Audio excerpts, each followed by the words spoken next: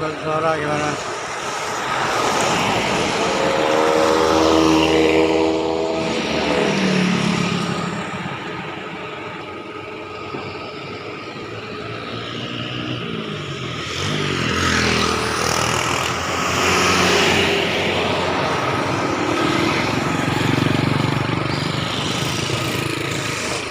Menghirup udara pagi di Kampung Lambi. Itu dia campak.